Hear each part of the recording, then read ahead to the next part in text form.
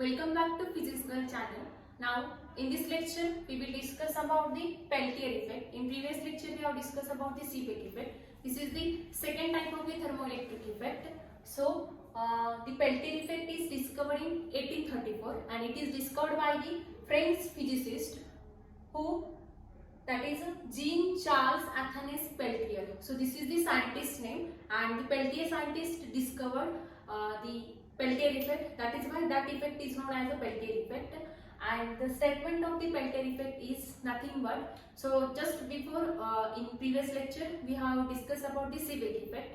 So we know that the Seebeck effect, if we are maintaining two different metal wires junctions at a different temperature, then there is a generation of the EMF or voltage difference across it. Now the Peltier effect is exactly opposite to the Seebeck effect. In this Peltier effect, there is a flow of current through the electronic circuit or through the complete circuit, and then there is a generation of temperature difference. That means it is exactly opposite to the Seebeck effect. So let's see the statement of the Peltier effect. So when an electric current passes through the junction of two dissimilar conductors, a temperature difference is produced at the junction.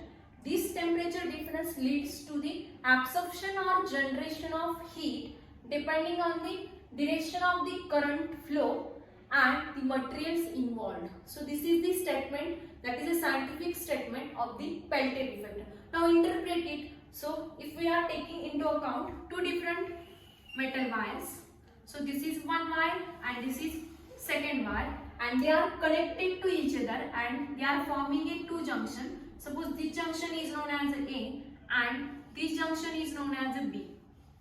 Okay, and this wire is made up from copper and this wire is made up from iron. Okay, and if you are connecting here battery, that is a DC supply, the Peltier effect is true for only DC supply. It is not true for the AC supply, because we know that the nature of the AC supply and DC supply, that means AC is alternating current, that means the signal changing its direction continuously like this, and DC supply is always along in one direction. So this effect is true for only the DC supply. So if we are taking into account the battery, that means it is having a two terminal, one is a positive and other is a negative. So this is a negative and this is a positive. So these are the two terminals of the battery, and we know that according to the battery, the flow of electrons and flow of current. So we know that the electrons are flowing from higher potential to the lower potential. This big terminal is at a higher potential and this small terminal is at a lower potential. So the electrons are flowing from like this, but we know that the direction of the current is exactly opposite to the flow of electron. So the current direction is like this. That means if your electron are going from higher potential to the lower potential, then our current is going like this. So this is the direction of our current. Okay, so now let's discuss about the statement of the Peltier effect. So if we are taking into account two dissimilar metals, that means one is a iron and second one is a copper, and we are connected them at a particular junction, that is a two junction, one is at A and another is at B. Now according to statement, when an electric current passes through the junction of two dissimilar conductors, that means here we are able to flow the current with the help of this battery. Okay, so this is the flow direction of the current through the two dissimilar metals which are connected at a two different junction, that is at a junction A, at a junction B. So there is a generation of the temperature difference at these two junctions. That means if we are flowing this current, then one junction is hot and other junction is cold.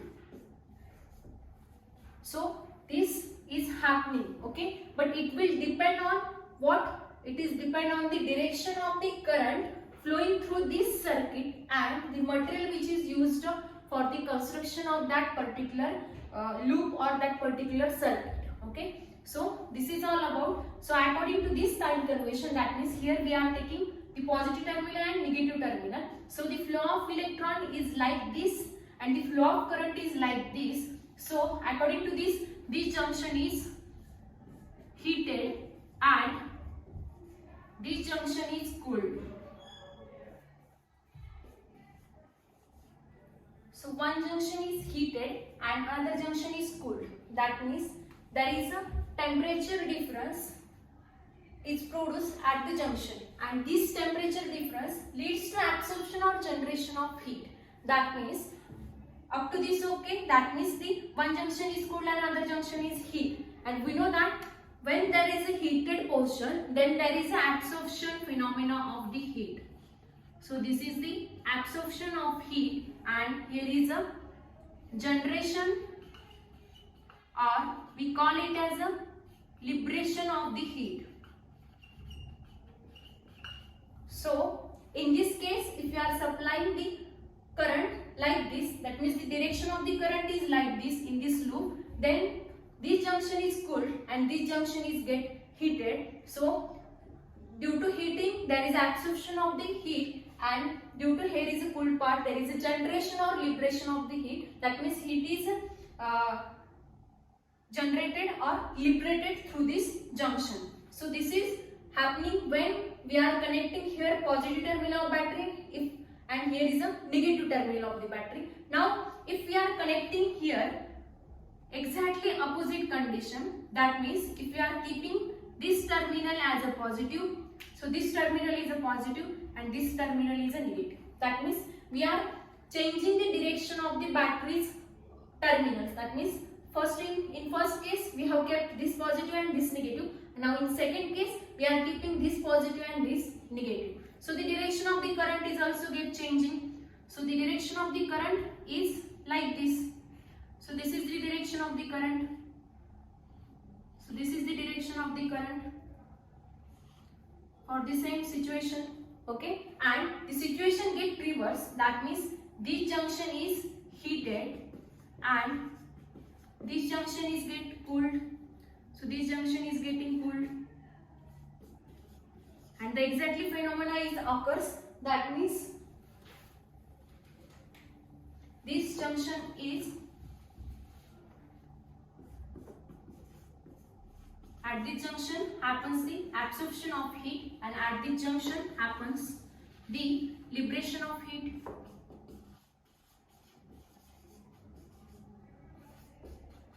Or simply we call it as a generation of heat. So that means depending on the direction of the flow of current and the materials which are involved for the circuit formation, depends on it which junction is hot and which junction is cold. Okay, so in this situation now let's discuss in detail. So here we have kept the negative terminal of the battery, here is a positive terminal of the battery. That means we know that the electron again flow from higher potential to the lower potential, that means like this, and we know that the direction of the current is exactly opposite to the flow of current. So the direction of the electron flow is like this. That is why the direction of the flow of current is like this. That means this is the direction of flow of current through this loop. That means these arrows get opposite. This is for the current flow and this is for the electron flow. Got it?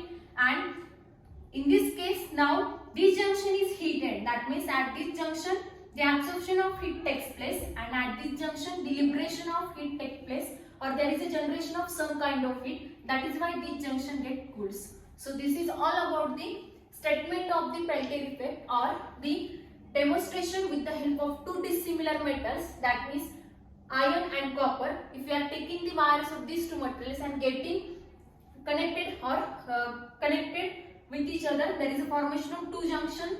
First junction is A and second junction is a B, and what will happen if we are changing the polarity of the battery. So this is all about the statement of the Peltier effect. Now what is the mathematical expression for the Peltier effect?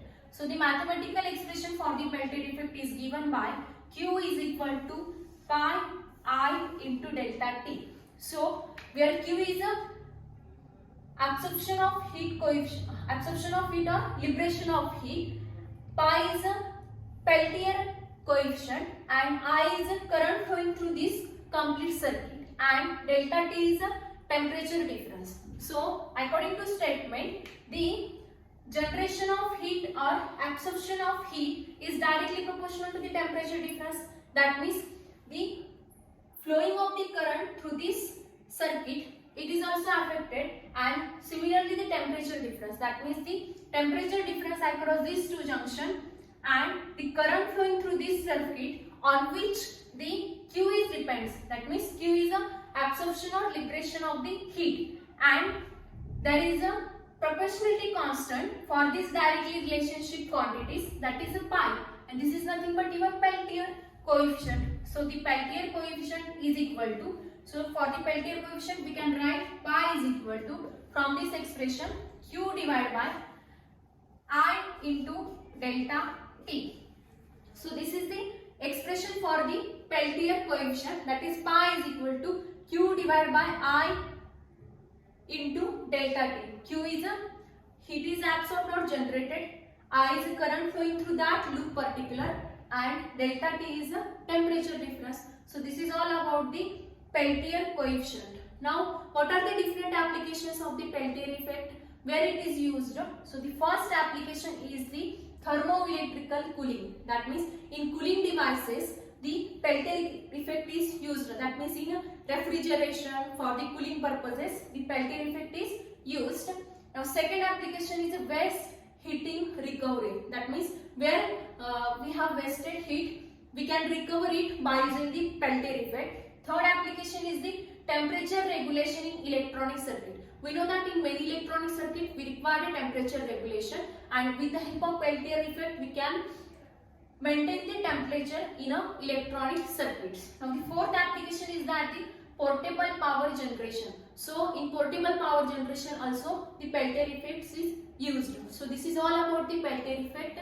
In next lecture we will discuss about the last effect, that is the last type of the thermoelectric effect is nothing but your Thomson effect. In this lecture we will stop with the Peltier effect. Thank you.